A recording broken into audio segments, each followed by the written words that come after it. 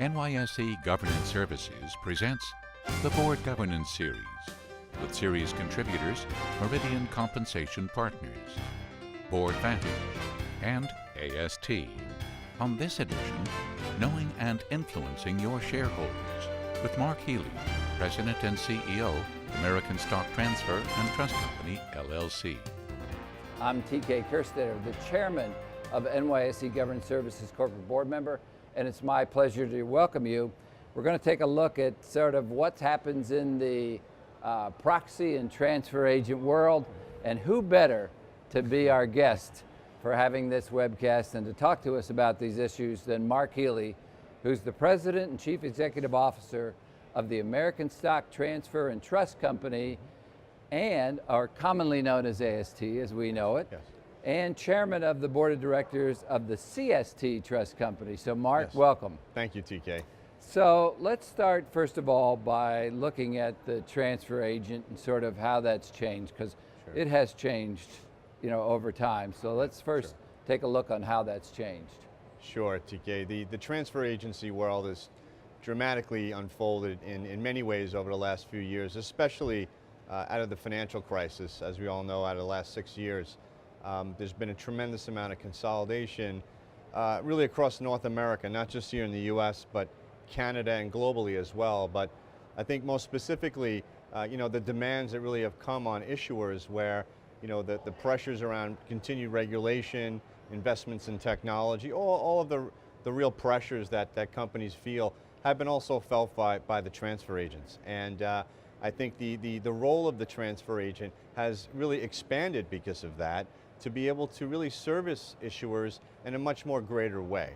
So the investments that were made by some of the transfer agents that were really committed to this as part of their core service as a company have really benefited from that. And I think the role for the transfer agents that have done that has become a much deeper role with issuers, where the core services of registry, record administration, technology, and the like clearly are still there.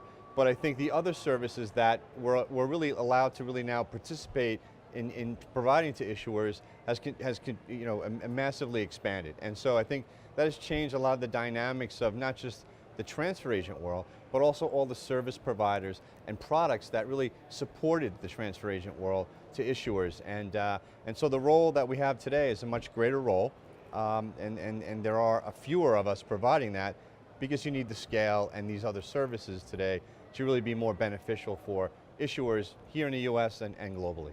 I would think that with the advent of Say on Pay and activism and shareholder engagement, all that has had to help reshape, your business, I'm sure. Yeah, absolutely. It's become a partnership. If you think about it that way, really, we have a lot of great providers out there in the industry with a lot of great history, legacy, expertise, and these firms all kind of looked at one another, I think, over a period of time and said, we could do a lot of this together in a better way, in a much more impactful way for an issuer. And all the things you just mentioned, and many, many more, if you look kind of on the inside of an issuer, they're faced with kind of amalgamating those services and pulling all of that together for either the defense of a company or the growth of a company. And they would much rather deal with someone who can bring that integrated solution and who has the top value, the top product in that spectrum to their company. And so the rise in activism, all the pressures on boards these days, the pressure on earnings, the advancement of technology, the global predominance of our markets that we see everywhere. All of these items are dealt with every day by issuers, but now we deal with them every day. Yeah. And I think, we have 4,000 issuers on our platform, which is fantastic because we learn so much every day, and we can bring those best practices and those new ideas and things that we see together to issuers today, because we are bringing all those products and services as one offering. And I think that has really made the market smarter. It's made the markets raise the bar in terms of the services that you need to provide. And you need to have more than one transfer agency is not for the faint of heart today. You need to have an arsenal of services that you can be meaningful to an issuer with, and I think so the pressures on the market have really strengthened the market at the end of the day. A traditional historical perspective we've seen in a lot of parts of our markets, but for a transfer agent, we continue to see a lot of other things coming out of regulatory change, out of what's happening with pressures on boards, and I think we can be very helpful because we do see just about 1 of every 4 publicly traded companies' activities, and there's always something we can share with one of our customers. So we both had mentioned activism, and really it's sort of shareholder activism, you would have to think is pretty close to an all-time high. The only time that I can remember this much activity was back in the 80s with the sort of the barbarians at the gate, kind of thing. But then it was looked at sort of in a different light than it sort of is today. Right. And the money just continues to flow into activism, which is going to only prompt it even more. Right. But so with all your experience, if you had to give like just a couple keys to a company on how to stay off of an activist radar, Right. sort of what keys might you offer? There's 2 or 3 main things that I see on a regular basis. One that's been the most growing in particular is ownership intelligence, or really knowing who your shareholders are. I mean, it sounds like the simplest thing in the world, but I think the reality here in the markets we have with our objecting holders and the difficulty in sometimes identifying your shareholder base is kind of a double-edged sword, because you want to know those shareholders. You want to be able to identify who is moving in and out of your position, so that you can work with that individual. Maybe you can preempt some activist type of activity, or maybe not, but at least you can identify those individuals early on. And the pressure on the board to actually know those shareholders is a very strong pressure, because the obstructing nature of our regime is just that.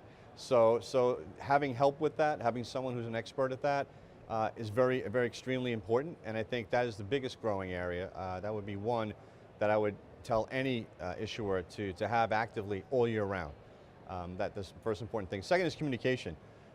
Communication is important in every business, but communicating with your shareholders is the most important thing you can do. With the advent of social media, email, different ways people are digesting being communicated with, really have a plan in place to offer those options, because the traditional way of communicating with a shareholder has morphed into various ways people interact with other human beings and other companies. So communicating on a regular basis is the second. And the last is really at the board level, really being unified, having the CEO and the board very unified outwardly to the shareholder base. That is a very strong message for support of management, and it also is a big deterrent for activism. When you have a CEO that's over controlling, or a board that's looks or perceivably looks as if it's dislodging from its CEO, it's a huge opening for activism, and your ownership intelligence can identify that. But surely, you're creating the situation to put yourself on the radar in that scenario. So I would say those are 3 main things we see on a pretty regular basis. You're like a wounded gazelle and with a pack of lions following. You don't want to be stuck in the mud when they show up. Right. No, exactly. Yeah. So, you had mentioned about the consolidation in the industry, and you sort of took that sort of trend to heart. Just recently, you acquired DF King. Yes. In your space, which was they were certainly a good size competitor in their own right. So. Talk a little bit about both your decision to sort of step up and do that, and then about the consolidation in the industry. I know you made mention of that, but I suspect that will continue even a little bit longer.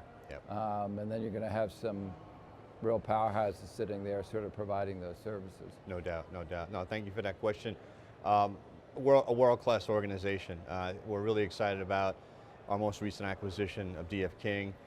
We've been pretty acquisitive over the last 5 years. We've actually grown our company from about 2,500 issuers to over 4,300 today over the last 5 years. We service 7 million shareholders, so we've done that through good old-fashioned good service and knocking on doors and winning competitively, but we've done a few acquisitions in Canada and the US, and we've added other products as well.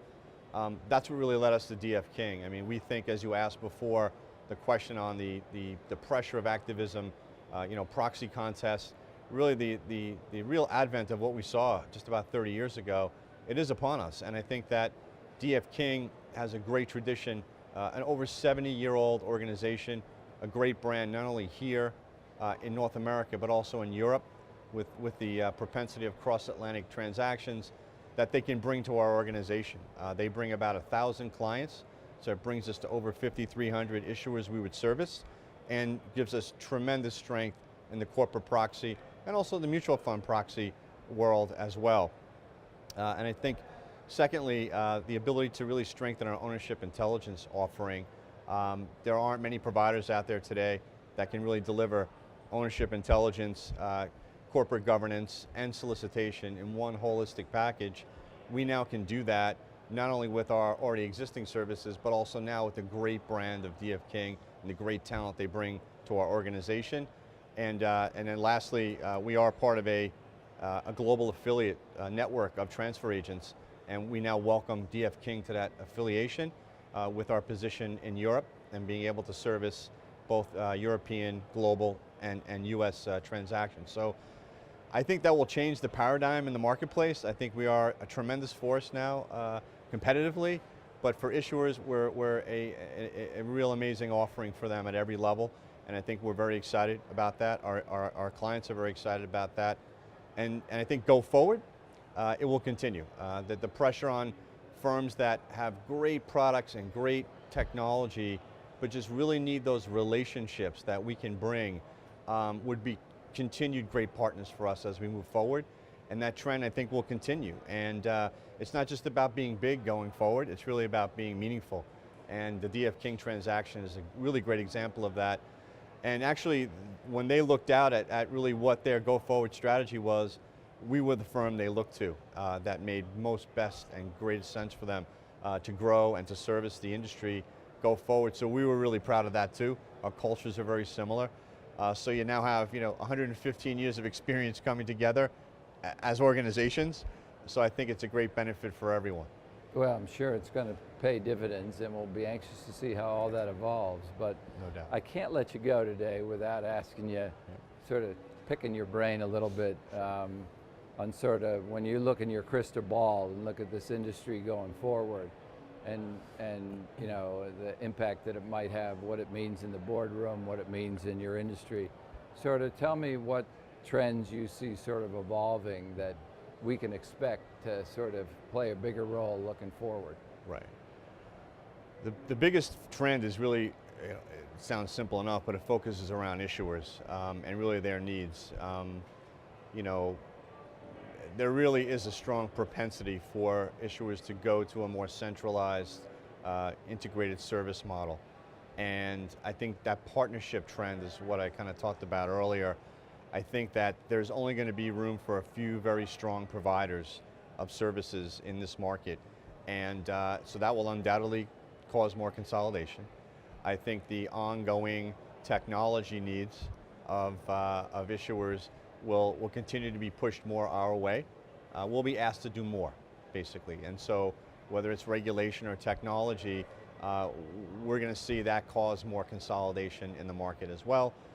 But I think the proliferation of new products and new services and new ways to interact with companies, we haven't seen even the opening of social media yet and the effects that has on companies on the exchanges, communicating with their shareholders, having that year-round service available for boards so that they're fully prepared for everything that comes their way, but also to be proactive for their institution and their shareholder ownership.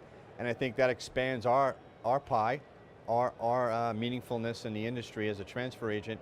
And I think the whole offering will become something more of a fully wrapped circle around an issuer, and we'll be right at the center of that. So I think we're really out there looking for new ideas, looking for those new entrepreneurial people that really want to help service companies. And I think what we can bring is really the commitment, the resources to that. and we're very excited about that. So, I think the future is really great for the industry. I think there will continue to be the forces that we know, but certainly, whether we build it ourselves or partner with someone, certainly I think you will continue to see that be the future of the industry for our business.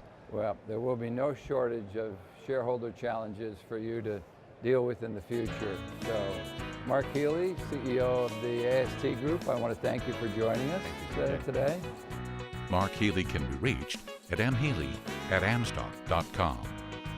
The Board Governance Series is a presentation of NYSE Governance Services.